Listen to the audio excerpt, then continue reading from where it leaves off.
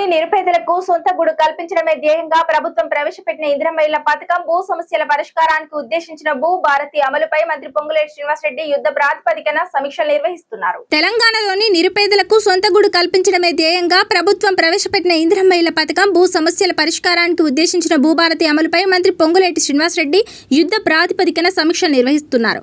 ఇటీవల జరిగిన శాసనసభ సమావేశాల్లో ప్రజాప్రతినిధులు లేవనెత్తిన రెవెన్యూ గృహ నిర్మాణ సమస్యలకు పరిష్కారం కనుగొంటామని ఇచ్చిన హామీ మేరకు మంత్రి ఈ ప్రత్యేక భేటీలకు శ్రీకారం చుట్టారు.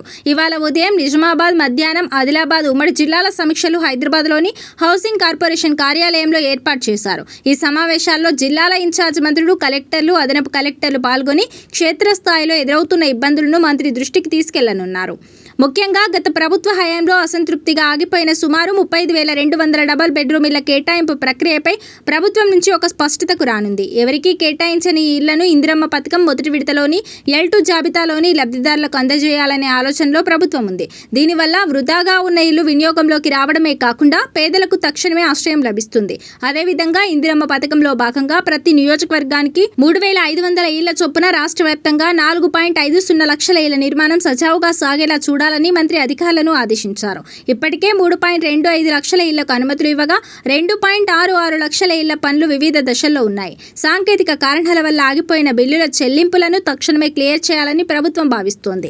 మరోవైపు రెవెన్యూ శాఖకు సంబంధించి 9 లక్షల మందికి పైగా రైతులకు ప్రయోజనం చేకూర్చే సాదా బైనామాల క్రమబద్ధీకరణపై ఈ సమీక్షల్లో కీలక చర్చ జరగనుంది. ధరణి, ఇతర భూ సమస్యల వల్ల ఇబ్బంది పడుతున్న రైతులకు భరోసా కల్పించేలా భూభారతి కార్యక్రమాన్ని పటిష్టం చేయనున్నారు. ఇక ఇందిరమ్మ ఇళ్ల పథకంలో అర్హులైన వారు అనర్హుల జాబితా L3లోకి వెళ్లడంపై వచ్చిన ఫిర్యాదులను రివెరిఫికేషన్ చేయాలని మంత్రి నిర్ణయించారు.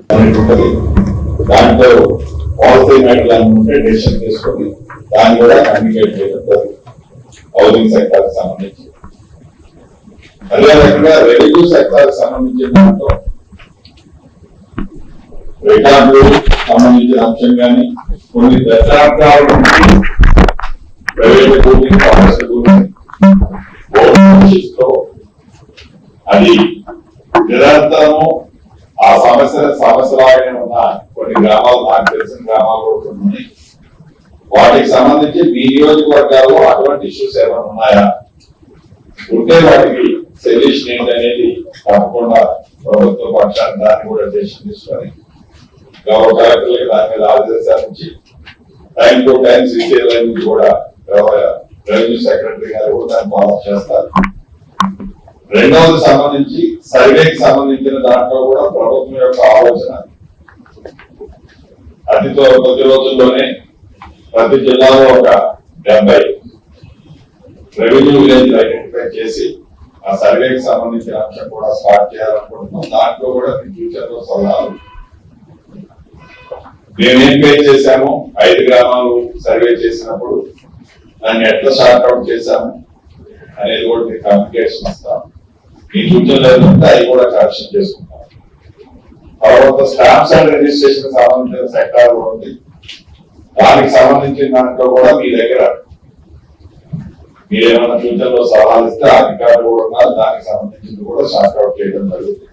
కాబట్టి ప్రతి నియోజకవర్గానికి సంబంధించిన ఈ మెయిన్ 2 వర్టికల్స్ సంబంధించిన మీ నియోజకవర్గాన్ని చేస్తే దాన్ని ఆన్సర్ చేసిన తర్వాత నెక్స్ట్ ఎమ్మెల్యే గారికి సంబంధించింది చెప్పుకుంటా పోతే, ఎందుకంటే మీరు చెప్పుకుంటా పోయి నేను నోట్ చేసుకుని లాస్ట్ లో పాసింగ్ రిమార్క్ లాగా అవుతాయి నేను